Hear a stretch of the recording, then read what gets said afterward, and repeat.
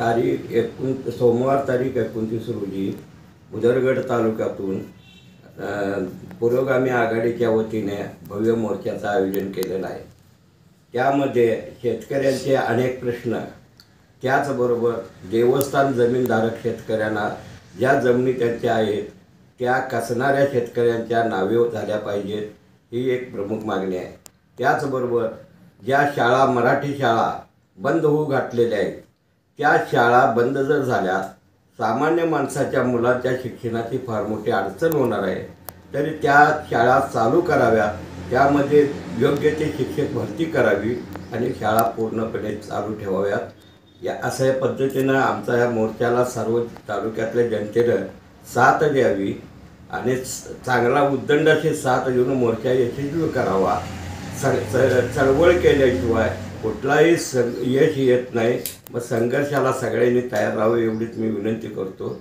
आणि पुरोगामी शेतकरी आघाडीच्या वतीनं सोमवार दिनांक 29 रोजी बुद्रगड तहसीलदार कचेरीवर शेतकऱ्यांच्या विविध मागण्यांसाठी प्रचंड मोर्चाचं आयोजन केलेलं आहे। या मोर्चासाठी प्रमुख मागणी आहे की शेतकऱ्यांना जी रात्रीची लाईट मिळते ती रात्रीची लाईट न मिळता दिवसा 6 तास लाईट मिळावी।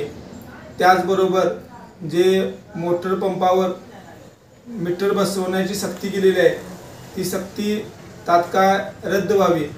त्याचप्रमाणे जे प्रामाणिक शेतकऱ्यांची प्रोत्साहनपर अनुदान म्हणून 50,000 रुपये द्यायचे शासनानं कबूल केले, ते अजून काही शेतकऱ्यांना मिळायची बाकी आहे, ते तात्काळ मिळावं।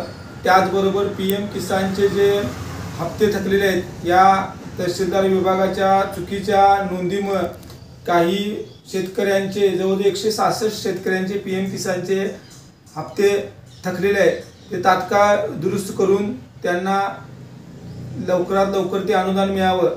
या व इतर शेतकऱ्यांच्या मागण्यासाठी बुद्रगड तालुक्यातील पुरोगामी विचाराच्या सर्व संघटना, भारतीय कम्युनिस्ट पक्ष, स्वाभिमानी शेतकरी संघटना, प्रहार संघटना, जनता दल व इतर सर्व पुरोगामी विचाराच्या लोकांच्या वतीनं मोर्चाचं आयोजन केलेलं आहे। तरी सर्व शेतकरी बांधवांना माझी विनंती आहे की त्यांनी मोर्चाला मोठ्या संख्येनं उपस्थित राहावं। दुपारी ठीक 12 वाजता ज्योतिबा मंदिर गारगुडी इथून मोर्चाचं आयोजन केलेलं आहे, तरी सर्वांनी यात मोठ्या संख्येने उपस्थित राहावं। ताज्या बातम्या पाहण्यासाठी सह्याद्री लाईव्ह चॅनेलला सबस्क्राईब करा आणि बेल आयकॉन प्रेस करायला विसरू नका। धन्यवाद।